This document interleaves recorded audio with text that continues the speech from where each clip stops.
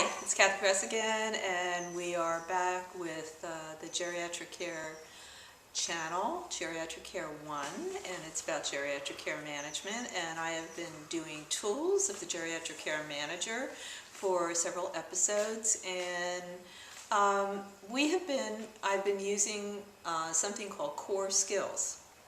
And so we did containment, and we just finished resources. And what we're going to do now is we've been talking about a family, the Sterling family, and we're going to go through what were the resources that Miss Full Charge, the GCM, all-powerful Miss Full Charge, what did she do? What resources in the community did she reach out to solve this problem? Because remember, Mrs. Sterling does not want to go to a nursing home. She doesn't want to pay for care. Her daughter Jane I'm reviewing this, is a lawyer. She has the only daughter syndrome because everything is on Jane's back. She has teenage daughters. I've already talked about that. Driving her crazy. So how does Miss Full Charge solve this with resources? And we went through that. The last episode, you can go through all the resources that you could use as a geriatric care manager. So we're going to start with the first thing that Miss Full Charge did, and she looked at the financial resources of Mrs. Sterling. And you do this in a psychosocial assessment. And if you feel uncomfortable about that, you better go. You better really think about being a geriatric care manager, because you need to know this. You cannot give Jaguar services if a person has a Hyundai budget. That's the easiest way I say that in my class. So, with a release of information, she gets the information from Mrs. Sterling and from Bob, one child. There's two boys. Mrs. Sterling has a home that's worth $800,000, and it's probably going up now because, and house values are going up. She has $1.2 million in savings, so she has a substantial amount of money that's been left to her and has accrued in interest. So what's going to have to be figured out about this money is, how can Miss Full Charge help? Well, she's going to get a resource called a financial planner. Financial planners are wonderful assets because a financial planner can look at the whole situation and figure out how we can answer everybody's needs. And the mother doesn't want to pay for care, but she needs it. So I said earlier on in an episode that I had a secret answer, and the secret answer is Bob, the Wells Fargo private banker, because Bob does have a lot of money himself, and he loves his mother. So Bob decides, with Miss Full Charge's help and the financial planner's help, everything is in an office, in the financial planner's office, he will loan his mother the money to pay for care. And therefore, he will get it back when his mother dies with interest. And so she doesn't have to, take money out of her estate, which is her fear. Remember, she, had a very traumatic beginning in her life. I'm not going to go into that story. If you want to go back to what happened to this Danish woman during World War II, you can check it out in the beginning. So Bob is the savior here. And that's one resource, the financial planner. The financial planner helped to really work all this out because it takes a lot of, looking at assets.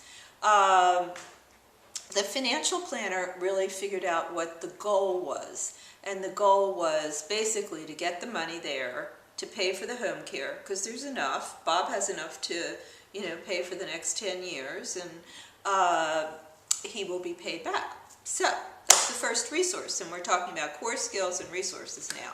Second thing is that Mrs. Sterling needed estate planning services. That's a resource. And so what do? I've mentioned this before. You get an elder law attorney. They specialize in estate planning services, they specialize in the needs of older families, and they specialize in something else that I will just bring up in a minute. And so the estate, the elder law attorney basically advises Mrs. Sterling to look at her entire estate.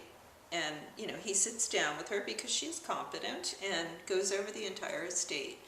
And then he suggests that she have a family meeting with all 3 children, because, and that's another resource we're going to talk about eventually, and so that she can really talk about the assets that she has. And Bob's already, you know, brought up he's going to do this.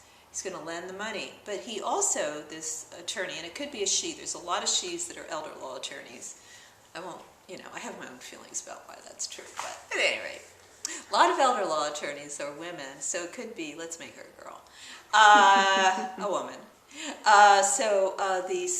The elder law attorney has also specialty, and a lot of them do, in special needs trust.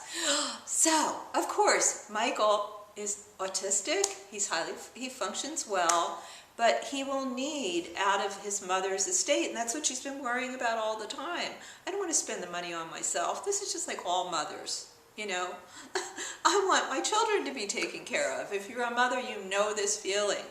And so a special needs trust will, I'm not going to go into all the details, elder law attorneys know this, can be set up for Michael. So the elder law attorney knows both how to have this family talk about what the financial plans are and the estate plans are, and also how to set up a special needs trust.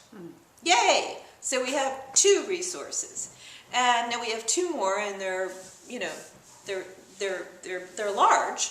One is home care. So Mrs. Sterling agrees to home care, but how do we figure that out? Well, the responsibility is divided among the siblings.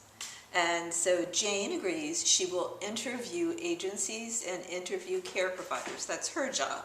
Michael agrees because he has this wonderful relationship with his mom that he will come over and, you know, assist the care provider because he has the time to do that, and also make his mother feel comfortable with the care provider. And that's so important with older people because, I mean, you know, all of a sudden they feel like, you know, an alien has walked into their house and is taking, you know, if you ever, so there's a great film out with Frank Langella about a robot. And you know, they feel like you know, go see it. It's Susan Sarandon. It's fabulous. And you know, his son brings a robot, and you know, Frank Langella is such a great. It's like, what? Are you crazy? Take this robot back. Well, Michael's going to make the mother feel like a, you know, automaton hasn't come into her house, and he can do that. He has those skills. So they have a family meeting, and so also. Mrs. Sterling needs home safety resources. So that's the 4th thing. And so what can we get? We can get an occupational therapist. How do we get that? A geriatric care manager should know. You should know out there that occupational therapists can be ordered by doctors, and they can be ordered by an entitlement. And what is that entitlement? It's Medicare. Yay! Everybody thinks, oh, Medicare, you know, it's a wonderful entitlement. That's why other older people love it. And an occupational therapist can come out to the home because there's a lot of fall risks involved. She's unsteady, has an unsteady gait. So that's the solution that the geriatric care manager brings, Miss Full Charge, she's done a good job here, to the situation through resources that she knows in the community. And we will see you next time.